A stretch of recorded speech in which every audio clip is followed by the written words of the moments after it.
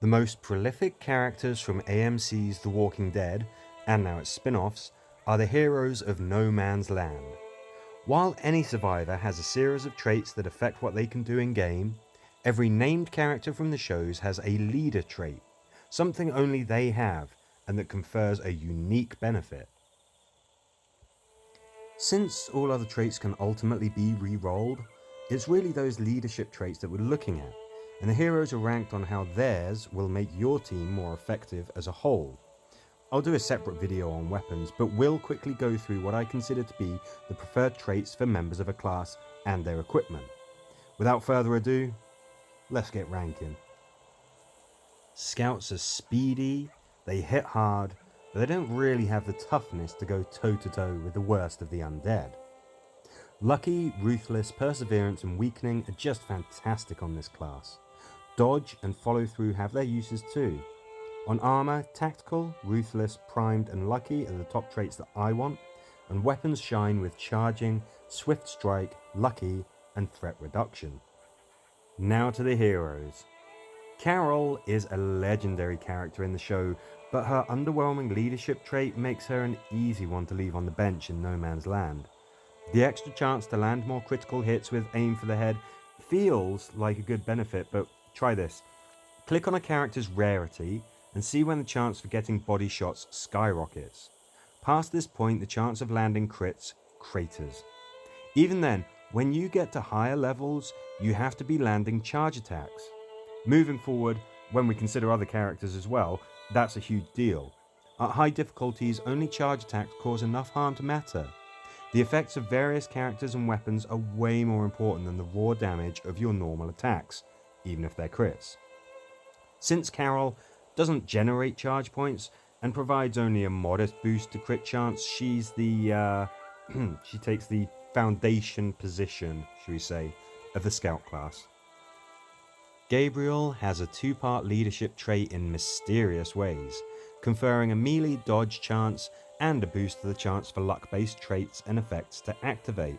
Sounds pretty good, but, well, dodge is a good incidental trait, but if you're in a position where your survivors are constantly dodging the grasping hands of the meandering undead as they get all up close and personal, you need to be employing the more beneficial strategy of cutting them down before they get that damn near.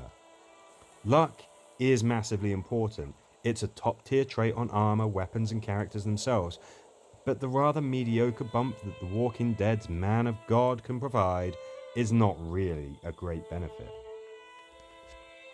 When we get to Survivalist Rick, we're starting to get to scouts worth considering. Lead by example is pretty good. A boost to charge attack power and the passing of a charge point when that charge attack is made, it's pretty good. Fact is though, in this class we have a selection of characters who can do similar things in a more efficient way. Survivalist Rick is not bad, but there's a lot of great in this class. Huntsman Daryl is kind of a perfect complement to Survivalist Rick.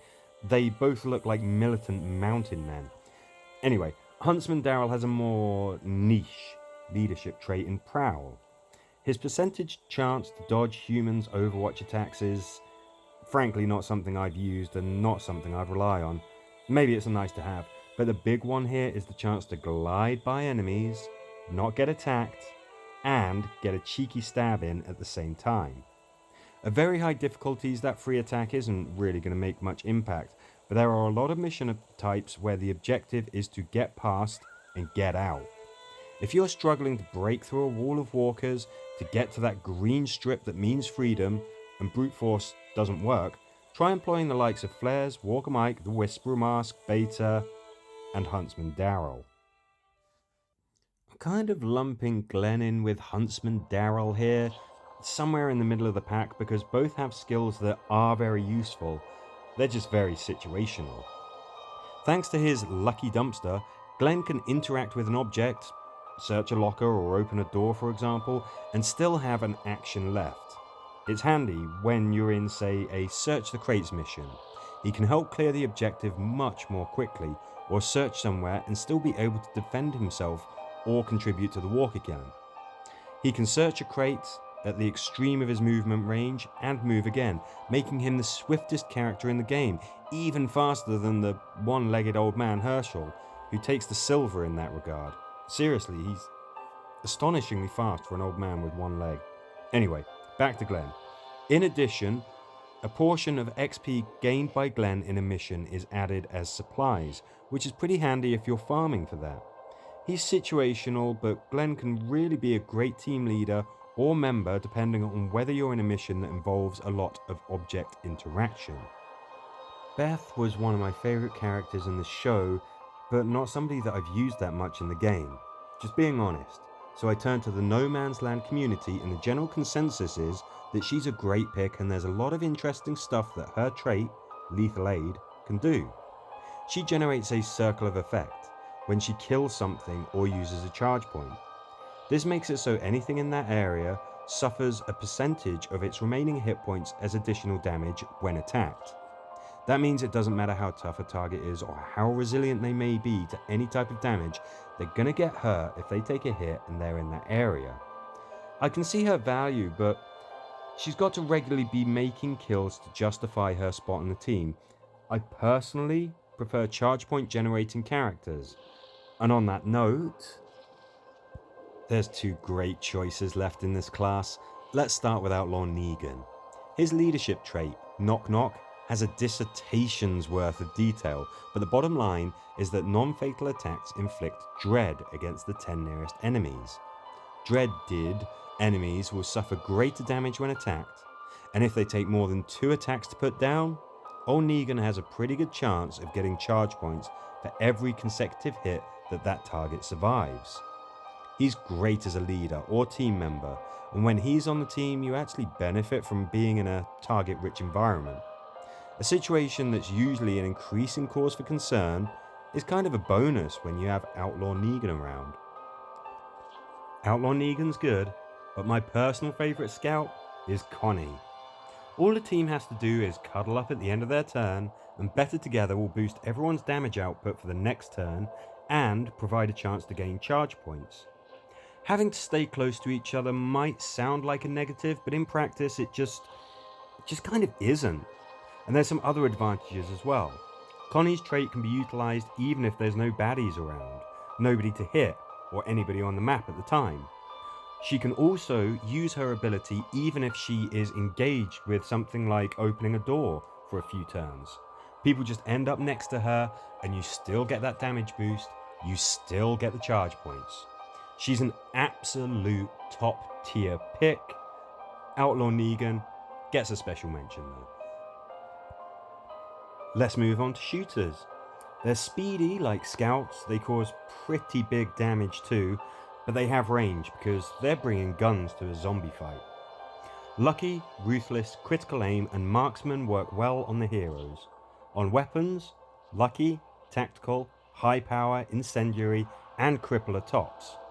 Interrupt can also be very desirable. Some weapons are silent or reduced threat, or may even have a small blast. All of those kinds of things are very nice to have too. On armor, charging, primed, ruthless and lucky are great. On the face of it, Merle's leadership trait sounds like a good one. Extra damage against targets that are higher level than you. That's all of them. It's not luck based, it's always active, but it is also a fairly paltry boost to your damage. And you have plenty of other heroes that can do this but better. Even in the same class you have Rick, Quinn and Aaron. I mean, there's caveats on their traits, but I'm always okay leaving Merle on the bench. I've never thought I should have Merled that mission for the win. It just doesn't happen. Carl is great in one specific and unique way. As a defender for your outpost or in Guild Wars. Seriously, he's the most annoying character to try to take down. As a member of your own team though, his trait is just not really very useful. He's like Gabriel, with a trait that kicks in when you've already failed to control the situation and are facing imminent death. It's not a trait that you can rely on, and you're better off using a team that can take the fight to the enemy and win. Tara is sitting next to Carl on the reserves bench for exactly the same reason, a redundant leadership trait. Now, gaining health when using a charge attack sounds useful, It is for newer players who might make mistakes, but when you start taking on really tough challenges and enemies many levels greater than you can't lose any health. No matter what you do, any hit when you're taking on a real challenge will take you instantly to the red health bar. Unfortunately, at higher levels, her trait simply becomes redundant. Aaron's diligent dedication to teamwork provides a more substantial damage boost than Merle's trait provides against targets, as long as somebody's already landed a hit against it. It's just, again, you have characters who do something similar but better. It's not a significant enough boost to really make a difference, and you can't do interesting things with this power. It just doesn't provide as much punch as a lot of other similar skills. We're getting into the shooters that are worth taking now. And Hilltop Maggie, when she's keeping the peace, it's a good skill. It's just situational. If you attack something that is a non-normal walker, you have a percentage chance to gain an action point. Doesn't matter if you kill that target or not, you get that chance. It seems wildly situational, being dependent on having special type enemies. It's a relatively low percentage chance to kick in, and it doesn't provide charge attacks, but in practice, it's just kind of useful. Maybe it's the fact that you can do anything with that action point you get granted that makes it actually pretty handy. In any case, Hilltop Maggie is certainly more useful than the previously mentioned shooters. Seems kinda crazy that there's a total of 4 characters in this class who can provide bumps to dealing damage. Rick rates higher than 2 of the other damage boosters, Aaron and Merle, for a few reasons. One is, though, he's just a lot more fun. As you make kills, you boost Rick's inspiration, and this bumps up damage and the chance to gain an additional charge point upon killing a target. It's a really nice 1-2 effect. Now, you have to get the kills to boost it in the first place, and then kills then on to get the benefit from the chance to get an additional charge point. But in practice, Rick's pretty good. Much less situational than the other 2, and the show's star is kind of upper middle of the pack. Quinn is a newer hero, and closing time is really powerful, dealing a percentage of current hit points as additional damage, plus some enhanced damage to any additional targets hit by the attack. Funnily enough, this has some similarities to the leadership trait Rick had before he had inspiration. Anyway, Quinn's not someone I use often. I'm going on feedback from the community, but he could reasonably cause big damage to any target, no matter how tough. Some combos, like those including Fighter Rosita, Guardian Carol and the like, who dole out additional attacks, can work really well with Quinn. Speaking of additional attacks, there are a lot of hero combinations that can really work well with Yumiko, and I find her such a force multiplier, I'd consider her the tippity top of the shooter class. With Firing Squad, when Yumiko attacks, all ranged characters in range and line of sight will open fire on the target that Yumiko is attacking. You can really make the most of it when you do things like have Sasha as a leader. Getting free attacks does more than cause damage, it increases the chance for effects or unique traits to trigger. It also triggers even if the character has used their action points or is occupied, like if they're opening a door or crate. There's so many ways to make the most of this absolutely fantastic hero. Bruisers are the tanks of the group. They may not hit hard, they may be slow, but they can stun enemies and take damage better than the other classes. Lucky, Punish, Perseverance, Weakening, and Dodge suit bruisers well. Lucky, Interrupt, Concussion, Tactical, and anything that may increase the number of targets that can be hit with a swing is good for weapons. For armor, Tactical, Primed, and Lucky really help out. First up to bat for the bruisers is Morgan, since, well, he's at the bottom of the totem pole for this class. Defensive charge means that you have a chance to get a charge point when hit. Sounds good for a bruiser, right? But that ain't how it works. At very high level, even bruisers can't get hit or they'll be reduced to red health immediately anyway. There's a lot of better ways to get charge points without getting battered for the trouble. So Rick's first buddy of the apocalypse takes a seat when it's scavenging time. Eugene might have the best named leadership trait with Mullet Time, but since this skill is about resisting effects when hit, he falls into the same category as Morgan. There's still a point beyond which any hit is going to immediately take your survivors to red health, where getting hit at all means everything's probably already gone south beyond reprieve. There's better choices than Eugene in the bruiser category.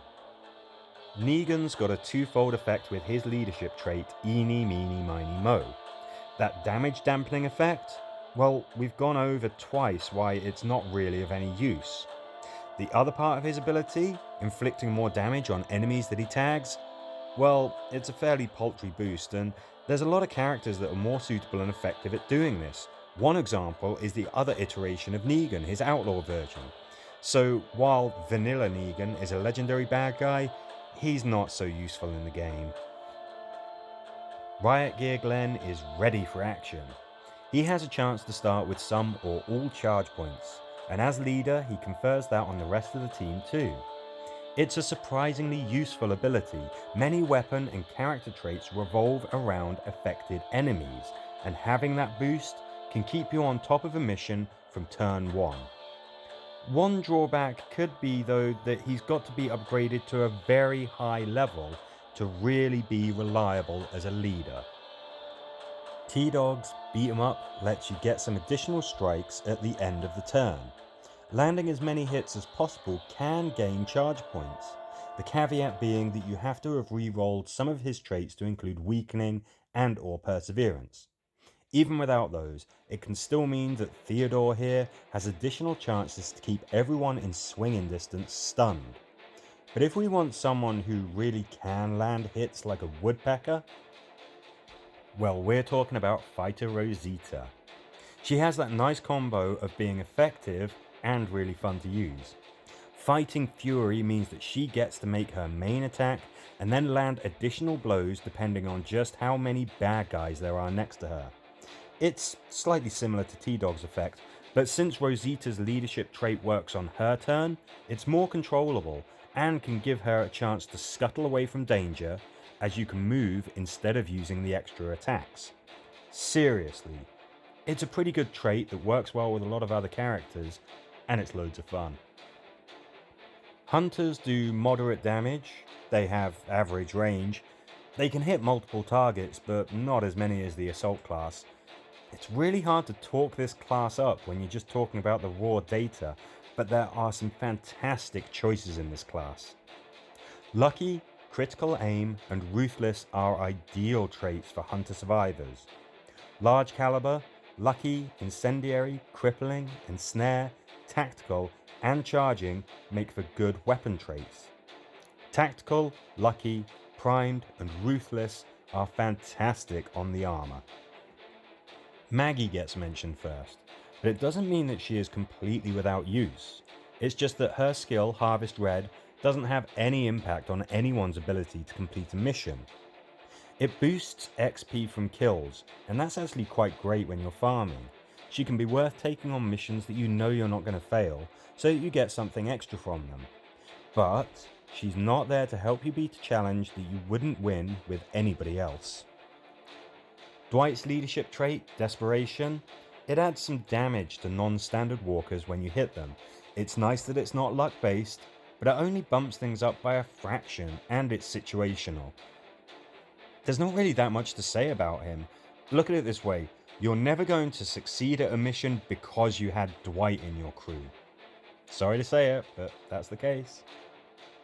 Between his two variants, Morgan has the dullest sounding leadership traits.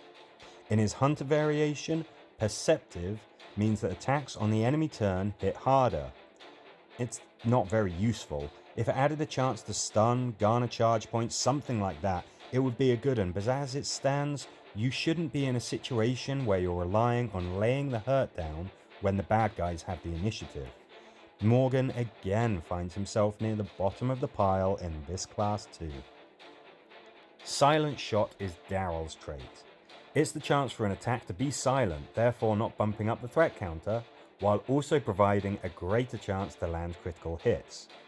Now, critical chance, we've been through that, it just doesn't make a difference in the later game. Silent attack sounds nice, but it's luck based, so it can't really be relied upon, and it's literally useless if the mission doesn't have a threat counter. The heirloom feature grants Daryl a friendship bracelet.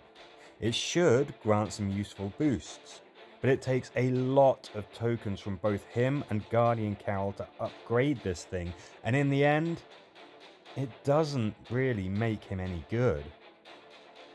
Alpha's leadership trait is called cold-blooded, and suitably, it's kind of tepid. At very high difficulties, you are landing body shots regardless of how you try to change that, and critical hits just ain't happening, and they wouldn't really make that much of a difference anyway. The best element of Alpha's trait is that she gets to half move when landing a body shot. That's kinda good, although it is odd that one feature of her leadership trait tries to negate a different feature, increasing the chance of not having body shots while also relying on them to get that movement. It's kind of a strange mix, but then again, I guess Alpha is a complex person. Herschel's good enough always struck me as having some similarities to Alpha's leadership trait, but it's better. Non-fatal attacks let you move for half an action point, which is great, and it means this one-legged old man can zoom around the map like an Olympic sprinter, and he can also slow down the enemy with a chance to cripple them. It's a really nice combo. There's also a chance to weaken enemies, so we have a ranged character who is actually a real boon if the other two team members are scouts, bruisers, or warriors. It's pretty nice. Shane is just so much fun. He has exploding bullets. Feels like that should be explosive temper. That would make more sense for the character, but still, anyway. He has the means to pop targets' heads and inflict quite significant damage to surrounding enemies when that happens.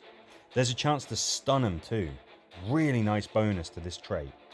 Watching the meat storm that ensues as a cascade of rotten bodies blow apart is always a joy.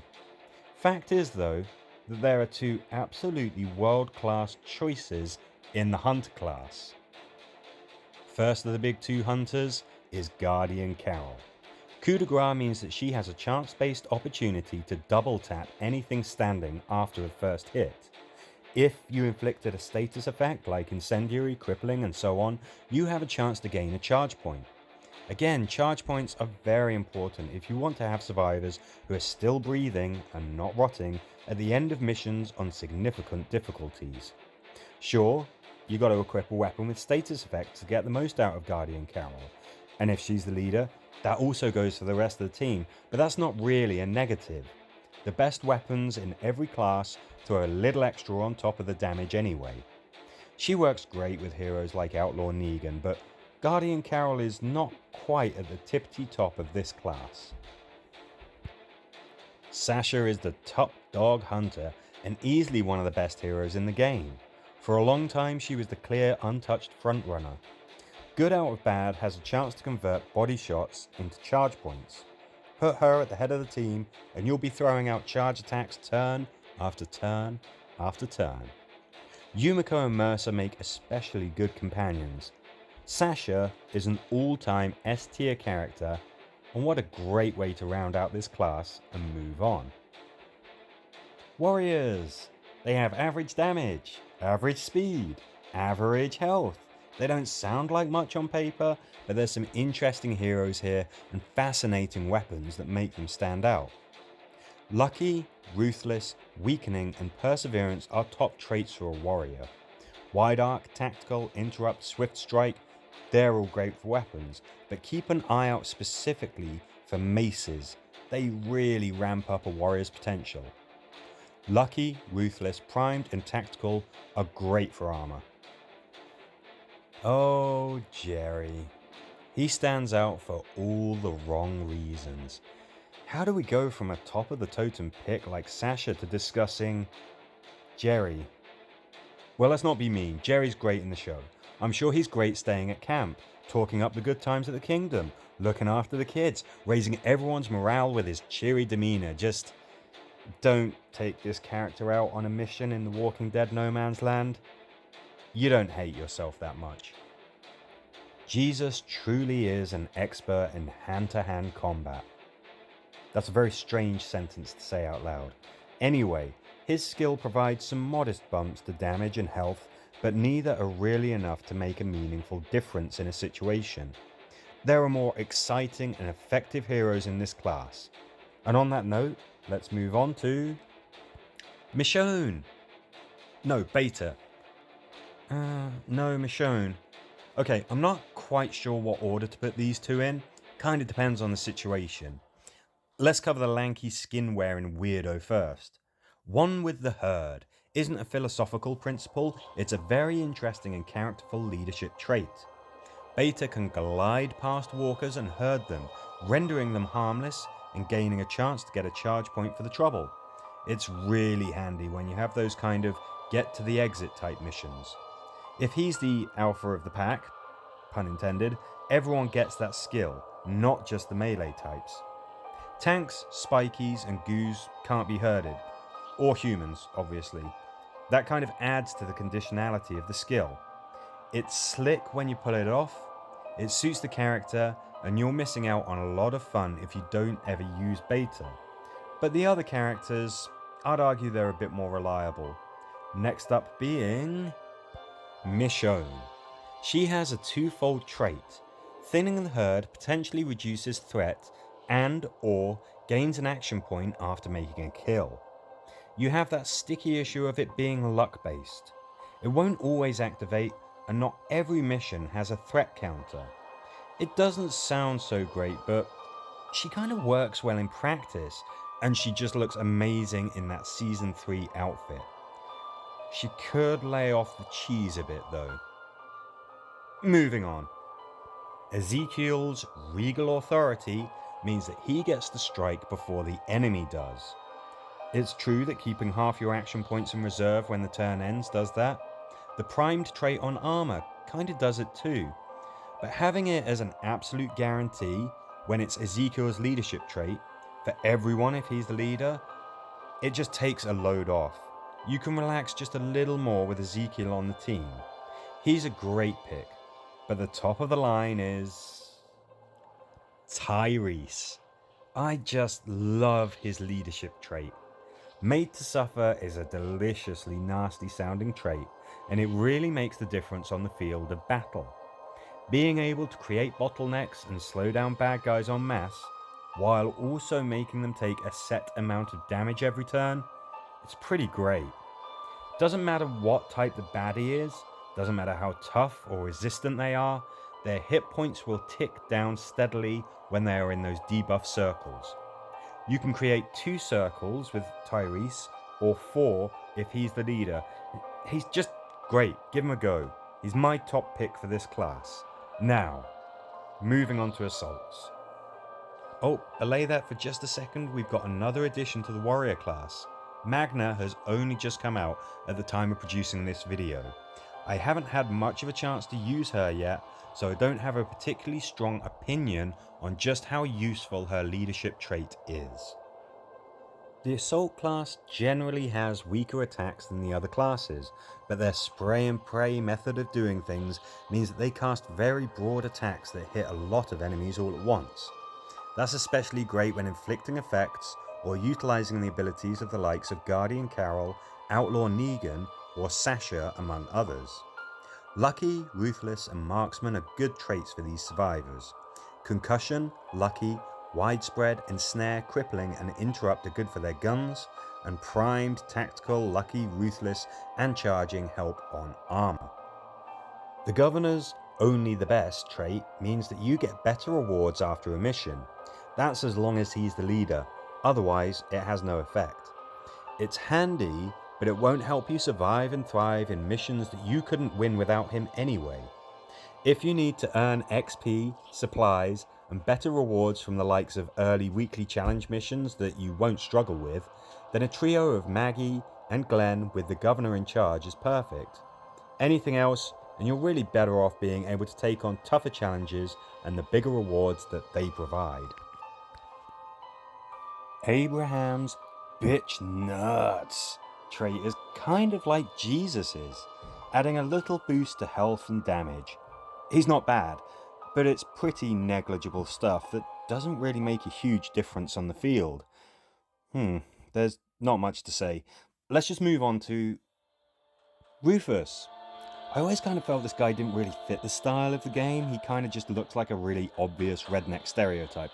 Anyway, he has Squirrel's Courage. What does that even mean? Is that a saying?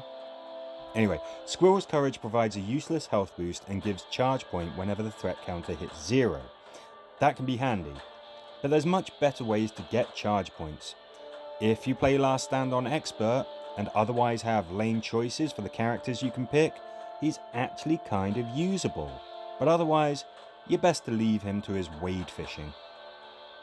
Rosita's got a really nice double-hander trait. Deadly Tactics means that single targets get hit harder, but if you attack multiple targets, it provides a half action point move. It's very handy. Mobility is a big benefit against the shambling undead. It's especially useful in some situations, but I'd say that 2 characters pip her in this class. Princess's Royal Rampage relies on you hitting targets that are suffering from status effects, like ensnared or stunned. It's a bit of a condition on the trait's usefulness, but you should be running with the kinds of weapons that inflict status effects anyway. You cause extra damage and have a pretty good chance for each target hit of getting a charge point. Since assaults can hit a lot of targets at once, this really works for Princess, either as a team member or as a leader. At the top slot is Princess's Boo, Mercer. Being able to resist stun effects is sometimes useful, but it's that percentage chance to inflict a portion of the target's hit points as additional damage which makes him amazing. Any attack can seriously hurt even the most resilient target, and Mercer is superb as a team member or as a leader. So that's a complete rundown of all of the named heroes, but don't forget the civvies, the featured players, the background heroes. You can get class tokens much more easily than tokens for specific heroes. They have no leader trait, but you'll be able to upgrade and re-roll these civvies to perfection. Keep these unsung heroes in mind at all times. They are particularly useful. So that's the rundown, but there are bound to be more heroes added in the future. New combinations, new weapons, and new tactics. Heirlooms and the like will change existing characters' usefulness, and maybe there are combinations and strategies that you know of that could change the standing of some of the survivors in this list. Let me know if that's the case. In the comments section, I'll answer some frequently asked questions, but in the meantime, that's that. Thank you for watching, and I'll see you next time.